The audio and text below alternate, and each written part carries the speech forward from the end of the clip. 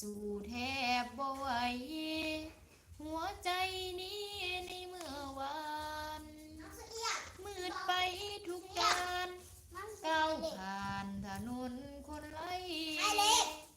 หากบ่เจอคนดีป่านนี้สิเป็นจังใดนักเอาไม้เอียงเอามือไว้จุดนั่นก็เด้อเนี่ยเอียงบ่มีมิกนะ ถ้าสิไปซื้อ บ่ต้องซื้อนะ เอาซื้อนะซื้อแบบนี้ค่ะ บ่ต้องซื้ออีนายสิเอาไปยังไม้เอียงเสียงไปจดอันจดรายการเครื่องของเว้ยป้าน้อยสาวน้อยลืม มันก็แต่งเป็น เบิ่ง รูป ตี ก๋วยเตี๋ยวสวยก๋วยเตี๋ย โอ้ ว หัวมันสวยนะเนี่ยทุกคน ก๋วยเตี๋ยวก็สวยมีลูกศิษ ทรง ย์ ผมมันสวยนะคนดูดิตัวเล็กแต่ว่าแต่งหน้าเก่งมากๆเลย ก๋วยเตี๋ยวจนเป็นถ้วยมีลูกศิษย์ผม ผมมันสวยเนาะ นี่เขาแต่ง สวัสดีค่ะสบายดีทุกคนนะคือบ่มีคนคอมเมนต์ทุกคนคำว่าคอมเมนต์ให้น้องเอียงเน่เห็นว่ากระดาษ เขา เนาะ แต่งก๋วยเตี๋ยว ฝากกดไลค์กูซับสไครต์แน่เด้ออยากเป็นยูทูบเบอร์ต้องลงมือเฮ็ดสวัสดีครับผมชื่อเสกสรรปั้น YouTube นะจ๊ะ สวัสดีค่ะน้องเอียงเสกสรรปั้น YouTube นะคะ ปั้นไม่ได้ปั้น YouTube จ้ะแต่ปั้นอะไรก็ไม่ได้จ้ะมันอยู่อย่างนี้ตลอดปีแล้ว7 ปีน้องเอียงสร้างมา8 ปีแล้วทุกคนยังไม่ได้ตังค์กี่บาทเลย ยังไม่ได้ตังค์เติมนิดคืนเลยทุกคนเชื่อไหมเชื่อซะเถอะนุกยังไม่ได้พูดเล่นพูดจริง เหรียญสแตม ๆ ป์ ตัว มา จริง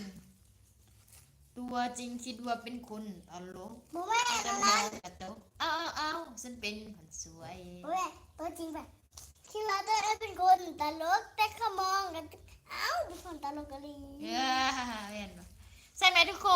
น อ้าวของสาตะกอ ถ้ารักให้กดใจ ถ้าถึงใจอย่าลืมกดแชร์กันนะคะ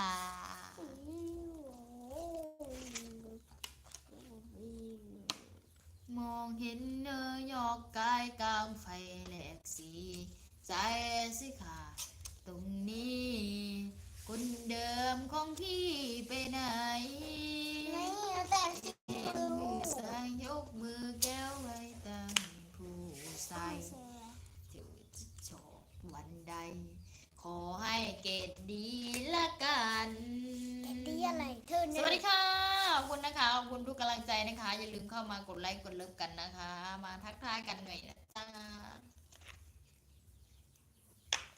ไปเลยเสียง ตั้งแต่มือเขาอยู่ด้วยกัน เปิดนี่เท่านั้นกว่า นั่ง ตัว สำคัญกับน้องสำใดขอบอกเลยอายเหตุผลเฮามันบอกเข้าใจกัน อยู่กันมาเกือบปีก็มีเพียงอายบ่เคยมีไผบ่ได้นอกใจ มีแต่เขาคนเดียวอายคือมาใส่ให้ว่าน้องกำให้กันคักแท้นอหาว่าเล่นบ่พอ ยังอยากเป็นโสดบ่พอมีคู่กายก็อยู่กับเจ้า ใจมีเพียงไผอ้ายยังบ่ฮู้บอกมาเบิ่งดู ว่าอ้ายเอาหูเอาตาใส่เห็นไอ้บอกว่าสิโทรหาพ่อกับแม่ ให้เพิ่นแก้กับสิ่งที่เป็นอยู่ บอกว่าเฮาบ่แม่นเนื้อคู่สิบ่ฝืนใจน้องต่อ ความหักมันบังคับบ่ได้กันฝืนไปมันสิมีสุขบ่หากว่าอ้ายยังเล่นบ่พอ แต่เส้นดินต่อสาลา